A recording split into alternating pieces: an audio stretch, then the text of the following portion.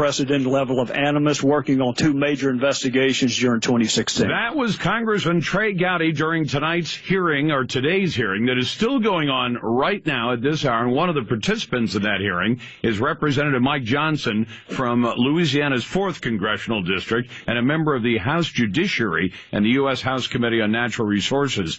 Congressman, it's good to have you on the program. Thanks for taking the time tonight. Hey, Lars, great to be with you after a very long day. No doubt, and still going on. Tell me this, how should Americans interpret an FBI agent who says that he could have all this hatred that he expressed to his paramour, Lisa Page, at Department of Justice, and yet that we can trust that he didn't bring any of that animus to his direct involvement, fairly central involvement, in two major investigations that Congressman Gowdy just referred to in that soundbite?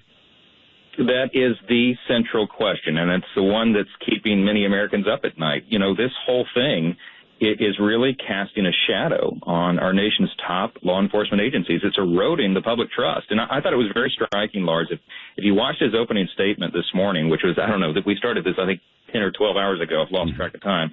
Mr. Strzok said, Russia's attempts to interfere in our elections is, quote, shaking faith in our institutions. The irony, of course, is that it's his actions, that of him and his paramour, that has severely damaged the reputation of the FBI and the DOJ and all of this. And so the people's faith in our institutions is shaken.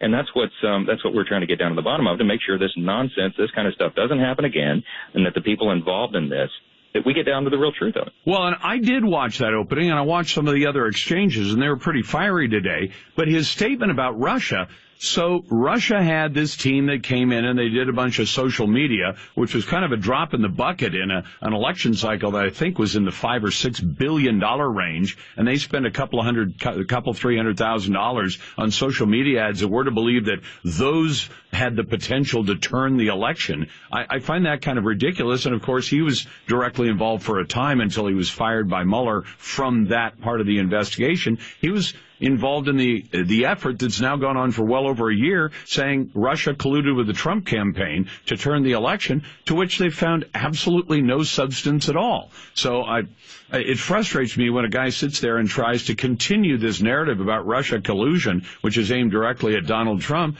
without addressing the FBI's role in perhaps trying to turn the election unsuccessfully to Hillary Clinton.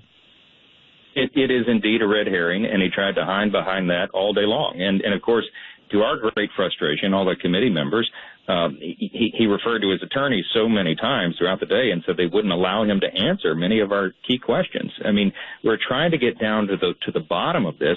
Both of these investigations were tainted in one way or the other. Of course, he was the top official in charge of the Russia investigation and the Clinton email scandal investigation. Clearly, by the substance of his testimony and all the stacks of evidence that we have now, objectively, anybody can review that and see they slow-walked the Clinton investigation, and they overemphasized the Russia stuff. And it's just very clear. He wrote about it clearly. And he tried to claim before this committee today, and all the American people who are watching it on television, millions of people watching this, that he said several times, quote, my text messages are not indicative of bias. It's nonsense, and anyone can see that and understand it. And it's just very frustrating. We've wasted a whole day on this. You know what, Congressman, at the risk of going a little far outfield, I think about Mark Furman. Do you remember Mark Furman and the O.J. Simpson investigation? So Mark Furman wanted to be involved in some Hollywood stuff, so he consulted on some scripts, and he used some derogatory terms. That had nothing to do with the O.J. Simpson investigation, and yet the lawyer said, hey, if this guy used that kind of language on some other thing, this indicates his animus toward a black suspect like O.J. Simpson. In every single town in America, every single town in Louisiana, you know that if the local police chief had a detective on the staff and he had an investigation to do, and he knew that detective hated, let's say, a local businessman, and the local businessman was suspected of some kind of crime, that the last thing the police chief would do is put that detective on that case, even though I'm sure the detective might say, well, I can set my personal feelings aside. I don't think Peter Strzok set his personal feelings aside. I think he vowed to keep Donald Trump from getting elected. And I don't buy this line that he says, when I said we will stop that he was referring to all the American public. But let me put something back on members of Congress and on you. Don't take this personally, but Congressman, is part of the problem here that when people come before the Congress and they lie and they're found in contempt, that the Congress doesn't take the additional step of seeing them actually prosecuted, so that somebody like Eric Holder can be found in contempt, but hey, now he's seeking public office again, or he's seeking public office now. Could the Congress go further to say, when you are found in contempt, we are going to go after you, and you are going to feel the penalty of this? Because even if, I know the chairman said we're going to bring you back and find you in contempt, what does that actually mean? The guy's still drawing a paycheck on the American taxpayer right now. It doesn't seem to me that he fears anything that you have to say, which may be why it's tough to get information out of these people.